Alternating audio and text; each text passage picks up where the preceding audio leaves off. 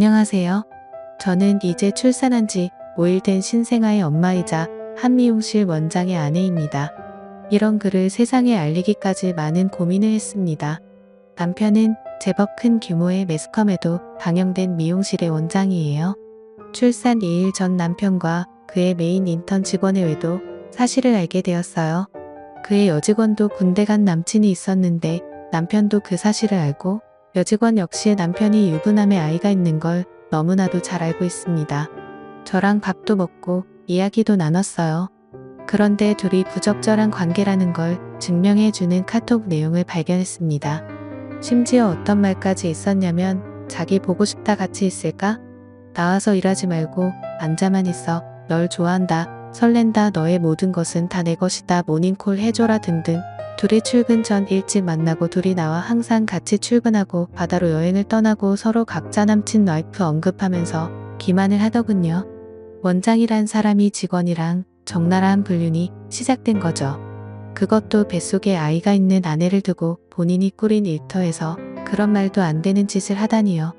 본인이 세운 룰 중에 사내연애 금지도 있습니다. 외도로도 이미 충분히 충격을 받았는데 심지어 외도를 추궁하는 과정에서 임신 중에 가진 폭언과 막말까지 다 했습니다. 증거 있는 제 폰도 부수려고 했고요. 시댁 역시 제 남편의 만행을 똑똑히 알고 있습니다. 출산을 위해 시댁에서 지냈었거든요. 시부모님도 결국 이 일을 두 눈으로 직접 확인하셨습니다. 하지만 팔은 안으로 굽는다고 제 아들 잘못될까 제 탓을 하시더라고요. 이 사건으로 저는 시댁이랑도 아예 연을 끊어버렸습니다. 아직은 여전히 혼인 관계입니다. 저는 이 결혼 생활이 아니라고 생각하지만 일단 제 아이가 세상에 나오는 게 급박해서 더 우선이었고 가엾게도 저 사람 같지 않은 남편이 아이 아빠인 건 천지가 개벽해도 변하지 않는 사실이니 천륜을 끊을 순 없어 아기는 보여준다고 했습니다. 병원에 보호자로도 오게 했고요. 제 정신이나 몸은 난장판이었지만 아이 출산이 더 우선이었고 사실 저도 어느 때보다 남편이 필요한 상태였어요. 남편도 순순히 잘못한 거 다 인정한다며 미안하다고 아이랑 저만 보고 살겠다며 아기 100일 될 동안만이라도 본인이 할 수 있는 건 다 해볼 테니까 그때까지만이라도 봐달라며 고소를 취하해달랍니다. 당장은 아무리 자기가 미워도 우선은 아이만 생각하고 이혼하지 말고 잘 살아보재요. 그리고 저를 구슬리기 시작했습니다. 집대출 서류 때문에 저한테 받아야 하는 서류가 있으니 그건 먼저 달래요. 저는 고민하다 일단 계약금 날릴까봐 줬어요. 저 역시 아이랑 살 곳은 있어야 하니까요. 마음이 안정될 때까지 저희는 각방을 쓰되 당연히 그 여직원은 직장에서 자를 거고 남편은 그냥 외로워서 가볍게 만난 것뿐이니 상간녀인 그 여직원을 일커진다며 고소하지 말랍니다. 제 앞에서 본인이 죗값 다 받겠다며 공인인증서며 위치 추적 어플이며 카드 내역서며 제 손에 다 가져다 준다고까지 했어요. SNS 탈퇴까지 한다며 페이스북 비활성화도 했고요. 여태껏 내내 생활비도 안 주다가 그제서야 카드 하나 간신히 받았습니다. 네, 맞아요.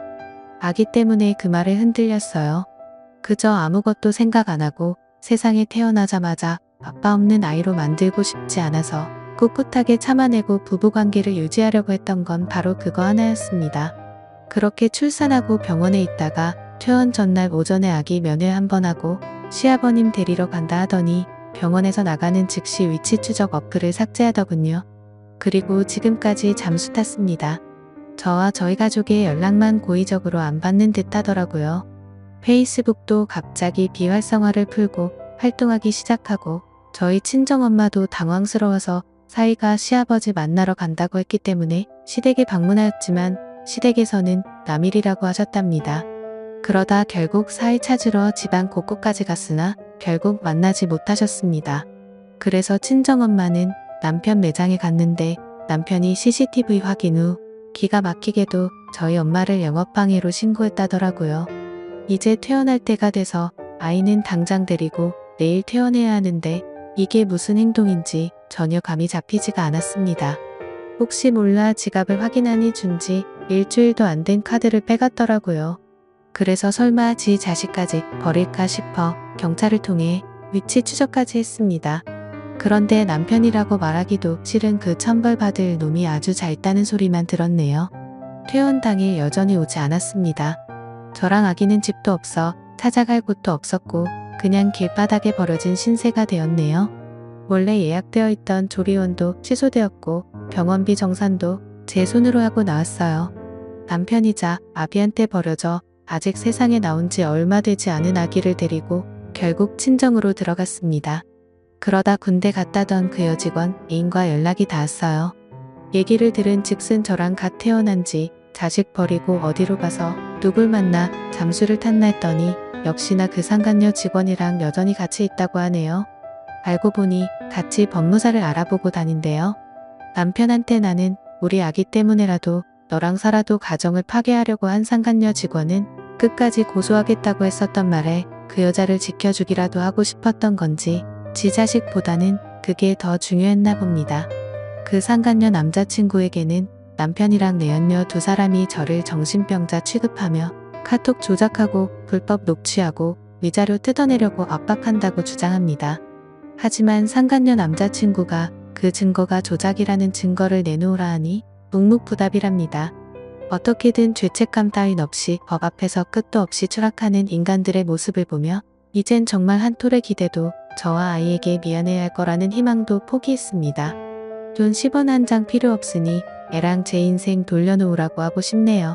심지어 남편이 저를 때린 적도 없다고 하네요. 시댁에서 벌어진 일이라 증거가 없다면서요. 고소할 때 증거 자료들은 다 뻥인가요? 진짜 말도 안 되는 일들을 겪은 건 저인데 제가 꽃뱀이라 쉬한다고 몰아갑니다. 하나만 알고 둘은 모르네요. 손바닥으로 하늘을 가릴 순 없는 법입니다. 이런 글을 쓸 수밖에 없던 이유는 아들이 지금 저에게 힘이 없다는 점을 너무 잘 알고 제 상황을 알기 때문에 저와 아이 저의 가족은 계속 당하고만 있습니다. 산후조리고 뭐고 사실 중요하지 않습니다. 계속해서 잠수 타는 남편을 찾아내어 책임을 묻고 싶지만 연락이 되지도 닿을 수도 없네요.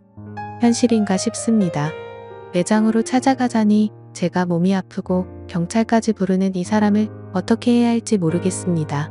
갓난 아이 데리고 버려졌지만 애는 그래도 너무 예뻐서 보면 눈물이 나고 너무 안쓰럽고 이 아이 때문에라도 살아야겠다 싶다가도 또 한순간에 모든 걸 포기하고 싶다는 생각이 듭니다.